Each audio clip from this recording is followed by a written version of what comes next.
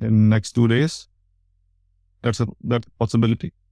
But as of now, we are breaking it. So if we close below this trend line, most likely we will test these lows, 59K lows over here.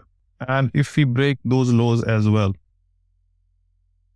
most likely we are going to see a large move down in this region. Why? Why? Because I have these two indicators on my chart. The bottom indicator is a volatility indicator, and this is an RSI. So how do we use these two indicators? So RSI, for RSI, we look at the direction of this line, and for volatility, we are interested when volatility basically comes down to the lows, because after that, either we basically consolidate for a long time or we get a large move down. So we do have a catalyst for a large move down if we start closing below this low, because we will see a large selling pressure coming, and then we will see a volatility rise. So if we see this line go up, and then combine that with the RSI in the moving down, we will see a large move down. Basically, we will see a lot of selling coming, because then this particular RSI will come into this bearish control zone, and then then we move all the way down to this trend line. So we can see a large move down to this box here, where we test this rising trend line as well as this support zone, which is roughly 55K to 51K. And then we see a bounce. Okay. So how high the bounce can be?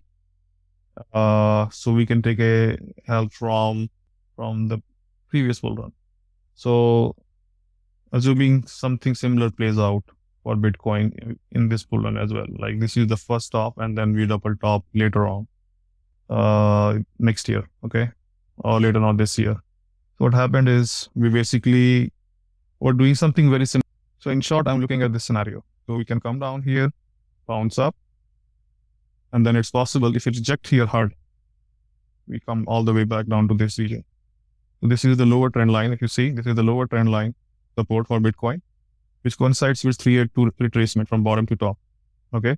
And I have shown here on my page that this pattern has repeated several times for other assets. So whenever a macro bottom is formed here, right? So the rising wedge is likely to break up. And then we always come down to test the 382 after that of the entire retracement. And then we go up even higher after that. This is another parabolic move for gold. Now, same thing happened for a Nasdaq. We found a macro bottom. We were in a rising wedge, and then we broke up, and then we came close to 382, and then we going up. So similar move is possible for Bitcoin. We can go up, come to test somewhere around this region, let's say 46K to 40K, and then we pull another parabolic move sometime in the next year. Now, all this is only possible when we close a higher time frame candle below this low. Okay. If let's say that doesn't happen, let's say we come down here into this region, and then we wick into this, and then we close above this low. Then that scenario that I explained, that I'm going to test this region, that's not likely. What will happen after that is we will try for the new highs after that. If we wick into this region and close above this, then we'll likely try for the new highs, and then we will have our highs this year itself instead of going into next year.